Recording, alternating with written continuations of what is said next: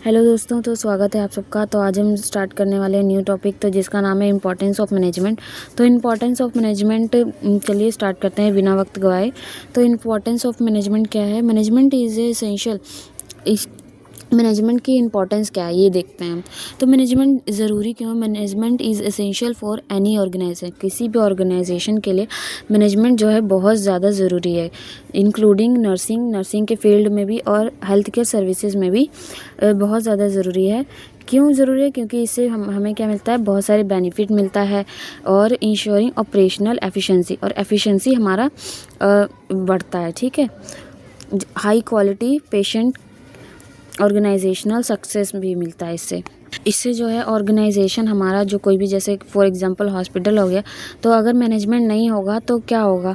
तो सब कुछ भी ढंग से कोई काम नहीं हो पाएगा। लेकिन अगर मैनेजमेंट होगा, किसी भी मैनेज करके सारा काम होगा, तो इससे क्या होगा, हर एक चीज़ हॉस्पिटल में जो है अच्छे तरीके से, अच्छे ढंग से, और जिसका वर्क जो फ़्लो है वो बहुत अच्छे से बना रहेगा, काम करने का जो फ़्लो है। ठीक है, तो आगे हम पढ़ते हैं इसकी क्या क्या इम्पोर्टेंस है। फर्स्ट है एफिशिएंट रिसोर्स यूटिलाइजेशन।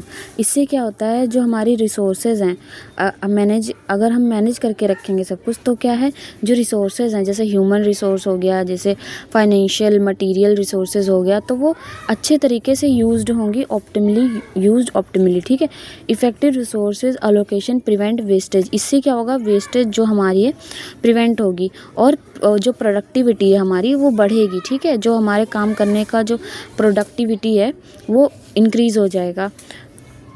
जैसे कि nursing college allocate nursing staff based on patient acuity levels to ensure that each patient receive appropriate care without overburdening the staff. इसमें क्या बोल रहे हैं, जैसे नर्सिंग स्टाफ अगर अच्छे नर्स स्टाफ रेशो अच्छा रहेगा, सही रहेगा, तो इससे क्या होगा, जो काम ओवरबर्डन नहीं पड़ेगा स्टाफ के ऊपर, तो वो काम अच्छे तरीके से, अच्छे ढंग से कर पाएंगे, और पेशेंट का केयर भी इम्प्रूव होगा। ठीक है, तो सेकंड क्या आता है, क्वालिटी एंड सेफ्टी एश्योरेंस। इससे मैनेजमेंट से क्या होता है, क्वालिटी और सेफ्टी भी होता है। ठीक है, इंक्रीज़ होता है। Management is crucial for maintaining high quality. Management किसके लिए ज़रूरी है? हाई क्वालिटी जो है मेंटेन करके रखने के लिए, एंड सेफ्टी स्टैंडर्ड्स, जो हमारे सेफ्टी स्टैंडर्ड्स हैं हेल्थ केयर सर्विसेज में, वो भी मैनेजमेंट से ही मैनेज होता है, मैनेजमेंट से ही मेंटेन हो रहता है। It involve implementing protocol. इसके अंदर क्या क्या आता है, जो प्रोटोकॉल्स है हमारे वो इम्प्लीमेंट करना हो गया, मॉनिटरिंग कंप्लायंसेस हो गया, एंड कॉन्टीन्यूसली इम्प्रूविंग प्रोसेस। जो हमारा कॉन्टीन्यूसली इम्प्रूविंग प्रोसेस जो चलता रहता है, उसमें आता है ये सब कुछ। ठीक है,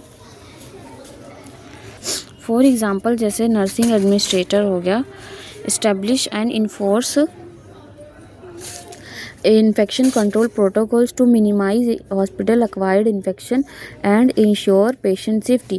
तो इसमें एग्जांपल दे रहे हैं कि जो एडमिनिस्ट्रेटर है, नर्सिंग एडमिनिस्ट्रेटर जो हैं, वो क्या इन्फोर्स करते हैं, क्या लागू करते हैं कि इन्फेक्शन कंट्रोल प्रोटोकॉल्स हॉस्पिटल में लागू करते हैं, ताकि इन्फेक्शन ना हो पेशेंट को और पेशेंट की सेफ्टी बनी रहे। ठीक है, तो ये था क्वालिटी एंड सेफ्टी एश्योरेंस दिलाता है। ठीक है, मैनेजमेंट।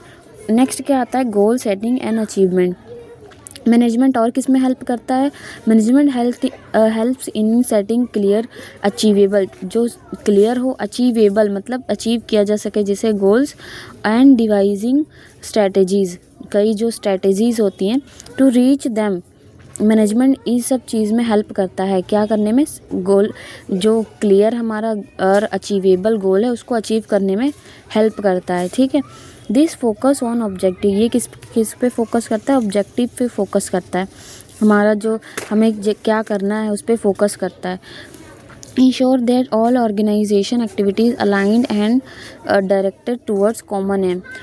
इसमें ये इंश्योर होता है, ये पता मतलब करते हैं गोल सेटिंग अचीवमेंट में, कि जो सारे ऑर्गेनाइजेशनल जो एक्टिविटीज़, जो भी ऑर्गेनाइजेशन के अंदर एक्टिविटीज़ चल रही हैं, वो सब एक एम की तरफ होना चाहिए। जैसे कि बिना एम के कोई वो नहीं होना चाहिए, एक्टिविटी नहीं होनी चाहिए ऑर्गेनाइजेशन के अंदर, जिसका एम जो है कॉमन एम होना चाहिए। कुछ भी काम हो रहा है, जैसे कोई भी प्रोटोकॉल लगा रहे हैं, या फिर कोई भी लॉ आ रहा है तो सब कुछ, कोई भी प्रोग्राम जो है इम्प्लीमेंट हो रहा है तो ये सब किसके एक एम होना चाहिए, सबका एक ही एम होना चाहिए ताकि वो ग्रो कर सके ऑर्गेनाइजेशन। ठीक है, तो इसमें अगला क्या है, effective communication and coordination.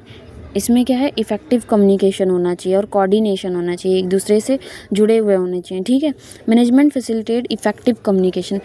Management क्या करता है, इफ़ेक्टिव कम्युनिकेशन कराता है and coordination among different department, जैसे दूसरे डिपार्टमेंट के टीम मेंबर्स हो गए, वो क्या इंश्योर करते हैं, everyone is on the same page and working towards common objective. जो सारे टीम मेंबर्स हैं वो एक ही उसमें काम करने चाहिए, उनका जो ऑब्जेक्टिव है वो सेम होना चाहिए, पेशेंट की केयर करना। ठीक है, तो एग्जाम्पल कैसे, nurse manager hold regular team meeting to discuss patient care plan, share updates and address any issues, ensuring that all team members are informed and coordinated.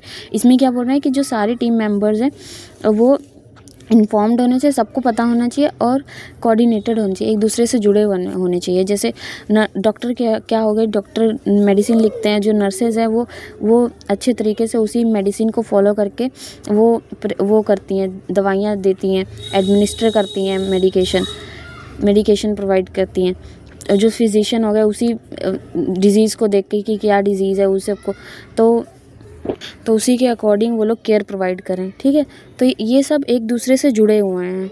ठीक है, नेक्स्ट आता है अडेप्टेशन टू चेंज। अडेप्टेशन, जो कोई भी change हो रहा है ऑर्गेनाइजेशन के अंदर तो वो adaptation, management enable organization to adapt to changes in the external environment such as new regulations, technology advancement and shift in patient need. उसके हिसाब से मैनेज करना क्या होता है कि हमें सिखाता है कि कोई भी चेंजेस आ रहे हैं तो उसको अडेप्ट करने का। ठीक है, जैसे example in nursing administration adapt new health care regulation. जो नर्सिंग एडमिनिस्ट्रेटर है वो न्यू हेल्थ केयर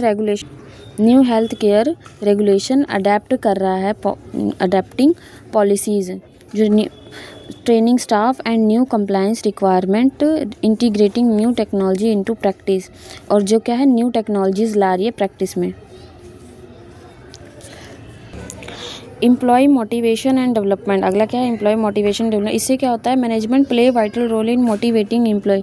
अगर सारा चीज़ बहुत अच्छे से मैनेज होके रखेगा, हुआ रहेगा ऑर्गेनाइजेशन के अंदर, तो एम्प्लॉयज़ के अंदर मोटिवेशन भी आएगा और उनका डेवलपमेंट भी होगा। अगला क्या है, problem solving and decision making.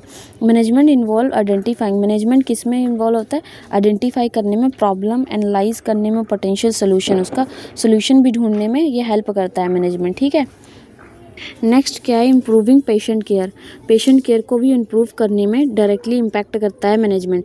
अच्छा मैनेजमेंट होगा तो पेशेंट की क्वालिटी जो है अपने आप ही इंक्रीज़ होएगी और उसको पेशेंट सेंटर्ड केयर प्रोवाइड भी होगा, एविडेंस बेस्ड, और जो है इम्प्रूव होता रहेगा कॉन्टीन्यूसली। ठीक है, मैं नेक्स्ट क्या है, ensuring compliance and ethical standard. Management क्या इंश्योर करता है कि एक जो ऑर्गेनाइजेशन है वो अडेयर रहे किसके, legal, ethical and professional standard के। मतलब कि ऐसा नहीं होना चाहिए कि इलीगल काम हो रहा है, कोई लीगली सब कुछ होना चाहिए और एथिकली सब कुछ होना चाहिए। मेंटेनिंग इट्स रेपुटेशन, और अपने जो रेपुटेशन है उसको भी मेंटेन करके रखते हैं, और अवॉइडिंग लीगल इश्यूज़, जो इशू हो गए तो उसको अवॉइड भी करती है। ठीक है, अगला क्या है, फाइनेंशियल मैनेजमेंट क्या करती है, ओवरसी फाइनेंशियल प्लानिंग और बजटिंग कंट्रोलिंग। तो इसमें भी मैनेजमेंट का बहुत बड़ा रोल है फाइनेंशियल मैनेजमेंट में। ठीक है, ताकि सारी चीज़ जो मैनेज होके रहे, किसी भी में कोई दिक्कत ना आए। तो ये था management, importance of management. I hope आपको ये समझ आया होगा।